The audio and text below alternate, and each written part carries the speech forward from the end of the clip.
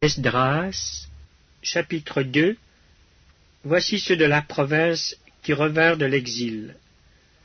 Ceux que Nebuchadnezzar, roi de Babylone, avait emmenés captifs à Babylone, et qui retournèrent à Jérusalem et en Juda, chacun dans sa ville. Ils partirent avec Zorobabel, Josué, Néhémie, Séraja, Reélaja, Mardoché, Bilshan, Mispar, Bigvaï, Réhum, Baana. Nombre des hommes du peuple d'Israël, les fils de Paréosh, 2172. Les fils de Shephastia, 372. Les fils d'Arak, 775. Les fils de Pachat-Moab, des fils de Josué et de Joab, 2812. Les fils d'Élam, 1254. Les fils de Zatu, 945. Les fils de Zakaï, 760. Les fils de Bani, 642. Les fils de Bébaï, 623. Les fils d'Asgad, 1222. Les fils d'Adonikam, 666. Les fils de Bigvaï, 2056. Les fils d'Adin, 454. Les fils d'Ater de la famille d'Ézéchias, 98. Les fils de Betsaï, 323. Les fils de Jora, 112. Les fils de Hachum, 223. Les fils de Gibar, 95. Les fils de Bethléem, 123. Les gens de Netopha, 56. Les gens d'Anatote, 128. Les fils d'Azmavet, 42. Les fils de Kirjatharim, de Képhira et de Beéroth, 743. Les fils de Rama et de Géba, 621. Les gens de Michmas, 122. Les gens de Béthel et d'Aï, 223.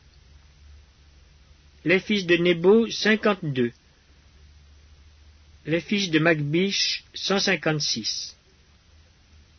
Les fils de l'autre Élam, 1254. Les fils de Harim, 320. Les fils de Lod, de Hadid et d'Ono, 725. Les fils de Jéricho, 345. Les fils de Senaa, 3630. Sacrificateurs. Les fils de Jedaïja, de la maison de Josué, 973. Les fils d'Imer, 1052. Les fils de Pashur, 1247. Les fils de Harim, 1017. Lévites. Les fils de Josué et de Cadmiel, des fils d'Odavia, 74. Chantres. Les fils d'Azaph, 128. Fils des portiers. Les fils de Shaloum, les fils d'Ater, les fils de Talmon, les fils d'Akub, les fils de Hatita, les fils de Shobaï, en tout 139. Nétiniens. Les fils de Tchisha, les fils de Azupha, les fils de Tabaoth, les fils de Kéros, les fils de Siaha, les fils de Padon, les fils de Lebana, les fils de Hagaba, les fils d'Akub, les fils de Hagab, les fils de Shamlaï, les fils de Hanan, les fils de Guidel, les fils de Gachar, les fils de Rehaja, les fils de Retsin, les fils de Nekoda, les fils de Gazam, les fils d'Uza, les fils de Paséac, les fils de Bézaï, les fils d'Asna, les fils de Meunim, les fils de Nephusim, les fils de Bakbuk, les fils de Hakupha, les fils de Harur, les fils de Batslut, les fils de Meuida, les fils de Harsha, les fils de Barkos, les fils de Sisera, les fils de Tamak, les fils de Netziak, les fils de Hatifa. Fils des serviteurs de Salomon, les fils de Sotaï, les fils de Sophéret, les fils de Péruda, les fils de Jaala, les fils de Darkon, les fils de Guidel, les fils de Shephatia, les fils de Hatil, les fils de Pokeret-Hatsebaïm, les fils d'Ami. Total des Nétiniens et des fils des serviteurs de Salomon, 392. Voici ceux qui partirent de Tel-Mélak, de Tel-Archa, de Kérubadan, et qui ne purent pas faire connaître leur maison paternelle et leur race pour prouver qu'ils étaient d'Israël.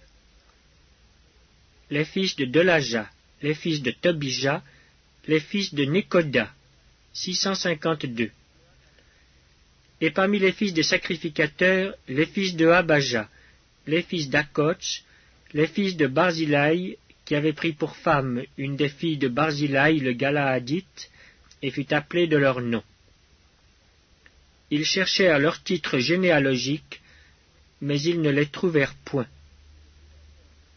On les exclut du sacerdoce, et le gouverneur leur dit de ne pas manger des choses très saintes jusqu'à ce qu'un sacrificateur eût consulté l'Urim et le Tumim. L'assemblée tout entière était de 42 360 personnes, sans compter leurs serviteurs et leurs servantes, au nombre de 7 337. Parmi eux se trouvaient 200 chantres et chanteuses.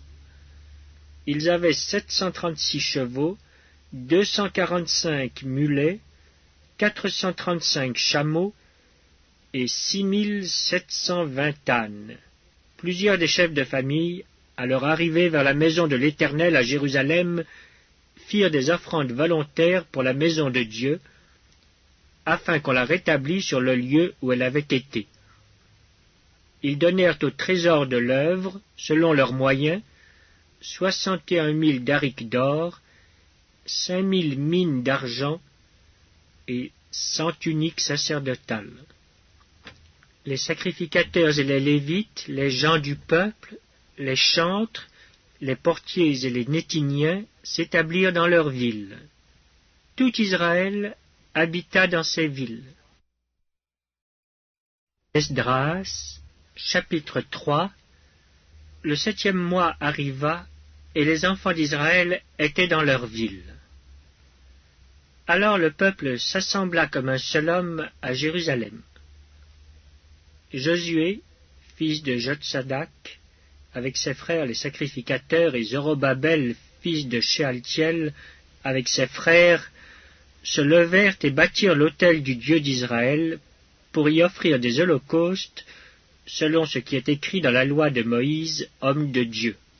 Ils rétablirent l'autel sur ses fondements, quoiqu'ils eussent à craindre les peuples du pays, et ils y offrirent des holocaustes à l'Éternel, les holocaustes du matin et du soir. Ils célébrèrent la fête des tabernacles, comme il est écrit, et ils offrirent jour par jour des holocaustes, selon le nombre ordonné pour chaque jour. Après cela, ils offrirent l'holocauste perpétuel, les holocaustes des nouvelles lunes et de toutes les solennités consacrées à l'Éternel, et ceux de quiconque faisait des offrandes volontaires à l'Éternel. Dès le premier jour du 7e mois, ils commencèrent à offrir à l'Éternel des holocaustes. Cependant, les fondements du temple de l'Éternel n'étaient pas encore posés. On donna de l'argent aux tailleurs de pierre et aux charpentiers, et des vivres, des boissons et de l'huile aux Sidoniens et aux Tyriens, pour qu'ils amenassent par mer jusqu'à Japhos des bois de cèdre du Liban, suivant l'autorisation qu'on avait eue de Cyrus, roi de Perse.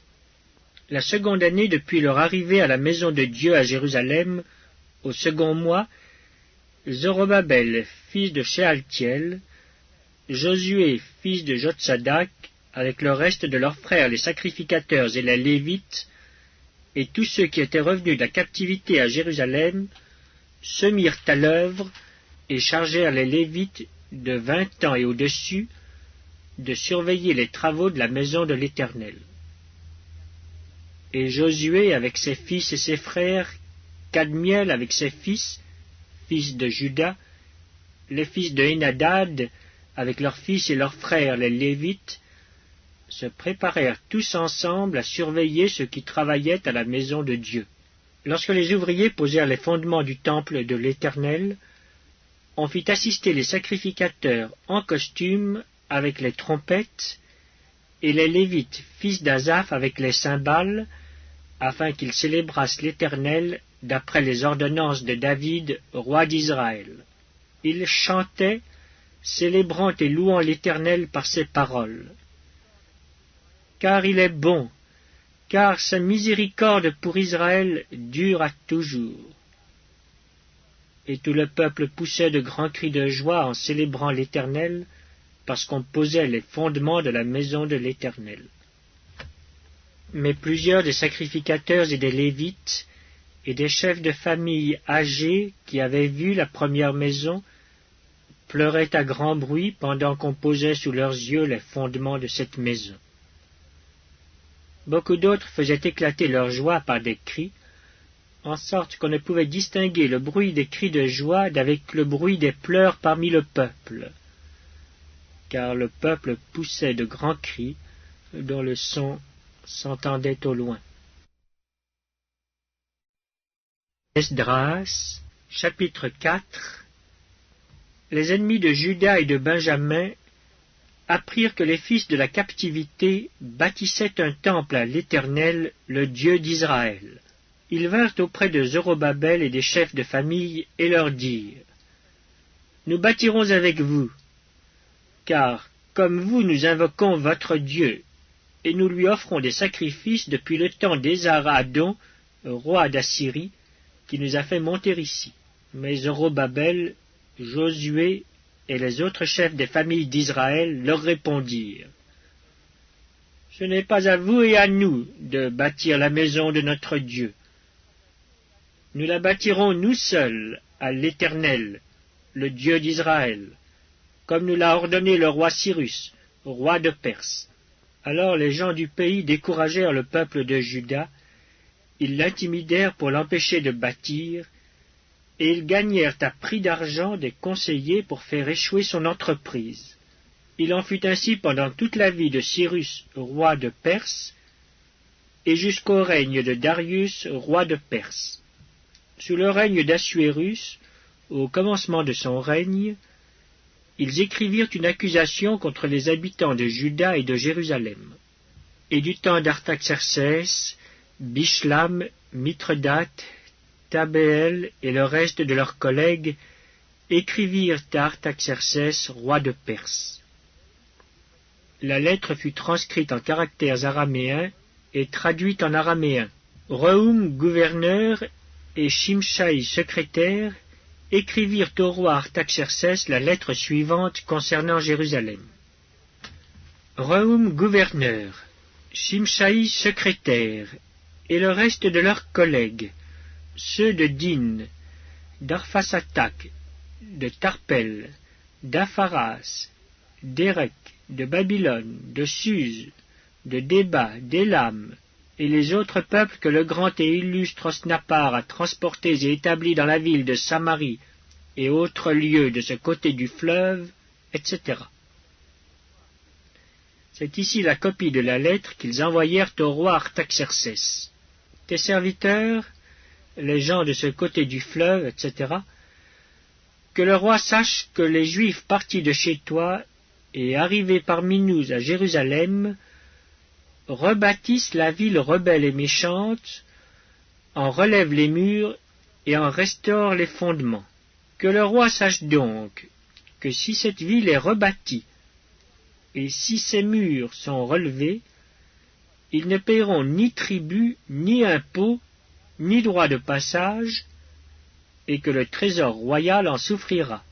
Or, comme nous mangeons le sel du palais, et qu'il ne nous paraît pas convenable de voir mépriser le roi, nous envoyons au roi ces informations. Qu'on fasse des recherches dans le livre des mémoires de tes pères, et tu trouveras et verras dans le livre des mémoires que cette ville est une ville rebelle, funeste au roi et aux provinces, et qu'on s'y est livré à la révolte dès les temps anciens. C'est pourquoi cette ville a été détruite.